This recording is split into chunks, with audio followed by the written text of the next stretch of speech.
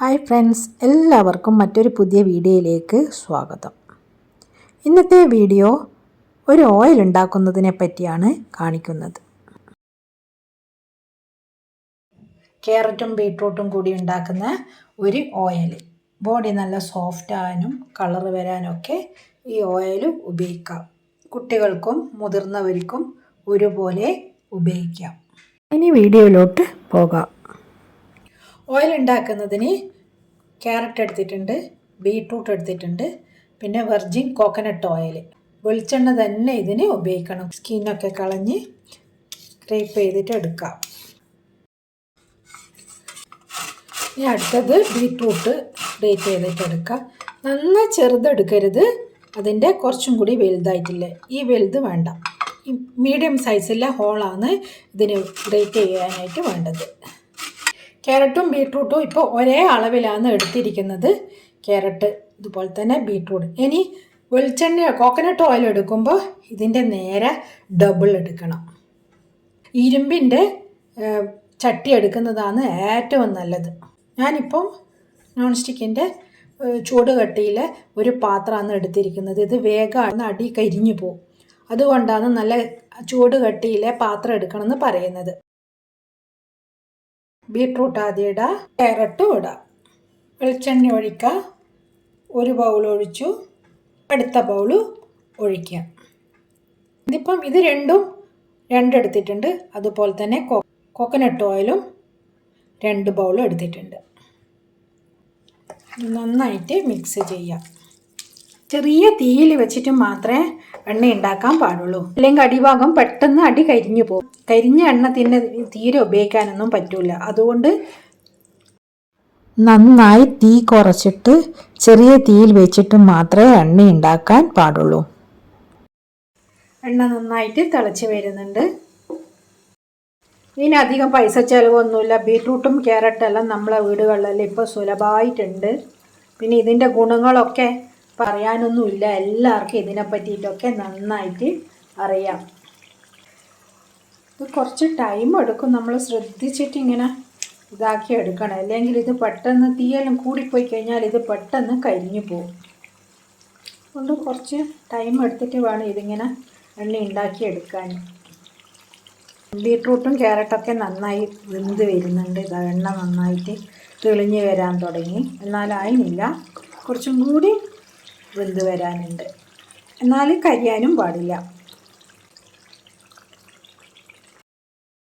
Carrot beetroot ഓയിലായിട്ടുണ്ട്. ഇപ്പോഴും കണ്ടായത് ക്യാരറ്റ് ബീട്രൂട്ടെല്ലാം ഇപ്പോഴിങ്ങനെ മേലെ വന്നിട്ടായില്ലത്.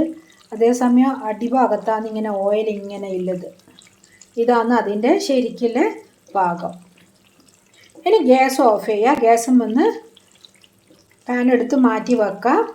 പിന്നെ തണുത്തതിന് ശേഷം അരിച്ചെടുക്കുകയൊക്കെ ചെയ്യാം. അതാണ് അതിൻ്റെ ശരിക്കുള്ള പാകം. കരിഞ്ഞു പോകാൻ പാടില്ല. ഇപ്പം ഇതിങ്ങനെ പൊങ്ങി വരുക ചെയ്യുന്നത് വെച്ചാൽ അത് ശരിക്കും വെന്ത് മേലോട്ട് ഇങ്ങനെ പൊന്തി വരുമായിരുന്നു. അടിയിലാണ് ഇപ്പോൾ ഓയിൽ കിടക്കുന്നത്.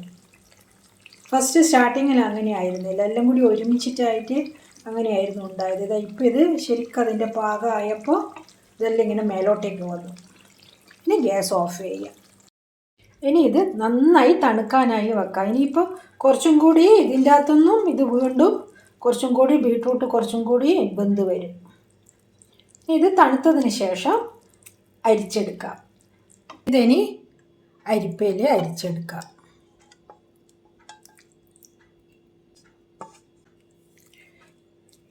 ബാക്കിയുള്ളത് കൈമേൽ ഇതുപോലെ ഇങ്ങനെ നല്ലോണം തണുത്തിട്ടുണ്ട്. അതുകൊണ്ട് ഇതുപോലെ നന്നായിട്ട് പിഴിഞ്ഞിട്ട് എടുക്കാം.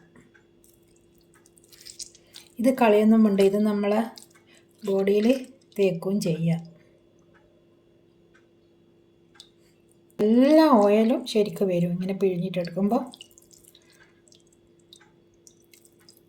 ശരിക്ക് വന്ന് നല്ല ക്ലിയറായി കിട്ടിയിട്ടുണ്ട്. ഇതിലങ്ങനെ പൊടിയോ കാര്യങ്ങളോ അങ്ങനെ ഒന്നുമില്ല. ഈ ഓയിൽ ഒരു ദിവസം തേച്ച് കഴിഞ്ഞാലൊന്നും കളറ് വരില്ല. ഏകദേശം ഒരു 2 ആഴ്ച 1 മാസമെങ്കിലും കണ്ടിന്യൂസ് തേച്ചുകൊണ്ടിരിക്കണം. എന്നെങ്കിൽ മാത്രമേ ശരിക്കുള്ള കളറ് വരില്ലൂ. കളറും ബോഡി അങ്ങനെ തന്നെ സോഫ്റ്റ് ആവുകയും ചെയ്യുള്ളൂ. ഇത് കുട്ടികൾക്കും അവർക്കും ഒരുപോലെ തേച്ച് കുളിക്കാം. കുളിക്കുന്നതിനെക്കാട്ടി മുന്നേ ഒരു 10-15 മിനിറ്റ് മുന്നേ ഇത് തേച്ച് പിടിപ്പിക്കുക. അതിനുശേഷം നോർമലായിട്ട് കുളിക്കുക. സോപ്പ് ഉപയോഗിക്കാതെ കടലപ്പൊടിയോ ചെറുപയർ പൊടിയോ തേച്ച് കുളിക്കുക. അല്ലെങ്കിൽ ബോഡിക്ക് ഓയിൽ ഇങ്ങനെ ഇഷ്ടമില്ലവർക്കാണെങ്കിലും ഒന്നും തേച്ചിട്ടില്ലെങ്കിലും കുഴപ്പമില്ല. ഏത് ഓയിലായാലും ഫസ്റ്റ് ഉപയോഗിക്കുമ്പോൾ ആദ്യം കൈകൾക്കാണ് തേച്ച് പിടിപ്പിക്കേണ്ടത്. എനിക്ക് പറ്റുന്ന ഓയിൽ ചിലപ്പോഴും മറ്റുള്ളവർക്ക് പറ്റിയെന്ന് വരില്ല. അവർക്ക് ചിലപ്പോഴും ചൊറിച്ചൽ അങ്ങനെയൊക്കെ ഉണ്ടാവും. അതുകൊണ്ട് എപ്പോഴും എന്ത് ഉപയോഗിക്കുകയാണെങ്കിലും ഫസ്റ്റ് കൈമേൽ ജസ്റ്റ് ഒന്ന് തേച്ച് പിടിപ്പിക്കുക. അതിനുശേഷം മാത്രമേ ബാക്കിയുള്ള മറ്റുള്ള സ്ഥലത്തെല്ലാം തേച്ച് പിടിപ്പിക്കാൻ പാടുള്ളൂ. ചില ആൾക്കാർക്ക് നന്നായിട്ടും ബോഡിക്ക് മൊരിച്ചലുണ്ടാവും. എന്നവർക്ക് വേണ്ടിയിട്ട് ഈ ഓയിലിൻ്റെ അകത്ത് 1 ടേബിൾ സ്പൂണ് ഗ്ലിസറിൻ ചേർക്കുക. അങ്ങനെയാണെങ്കിൽ അവർക്ക് ആ മൊരിച്ചലിന് നല്ലൊരു ശമനം കിട്ടും. എപ്പോഴും ഓയിൽ ഉണ്ടാക്കുമ്പോൾ വളരെ കുറച്ച് ക്വാണ്ടിറ്റിയിൽ മാത്രമേ ഉണ്ടാക്കാൻ പാടുള്ളൂ. എന്നിട്ട് നമ്മളെ ബോഡിക്ക് പറ്റിയതാണെങ്കിൽ വീണ്ടും ഉണ്ടാക്കാം. ഇതിനധികം ബുദ്ധിമുട്ടൊന്നുമില്ലല്ലോ. നമ്മളെ വീട്ടിൽ തന്നെ ഉണ്ടാകുന്ന ഇൻഗ്രീഡിയൻസ് കൊണ്ടാണല്ലോ ഉണ്ടാക്കിയിരിക്കുന്നത്. അതുകൊണ്ട് നമ്മൾ വീണ്ടും ഉണ്ടാക്കാം. ഈ ഓയിൽ ഉണ്ടാക്കാൻ ആകെ 25 മിനിറ്റാണ് എടുത്തിരിക്കുന്നത്. ഗ്ലിസറിൻ ഓയിൽ ഇത് സൂപ്പർ മാർക്കറ്റിലും മെഡിക്കൽ ഷോപ്പിലെല്ലാം വാങ്ങിക്കാൻ കിട്ടും. ഇത് 1 ടേബിൾ സ്പൂണ് ഇതിൻ്റെ അകത്ത് ഒഴിക്കാം. മൊരിച്ചൽ ഉള്ളവരാണെങ്കിൽ മാത്രം, അല്ലാത്തവർ നോർമലായിട്ട് ഇത് മാത്രം തേച്ച് കുളിച്ചാൽ മതി.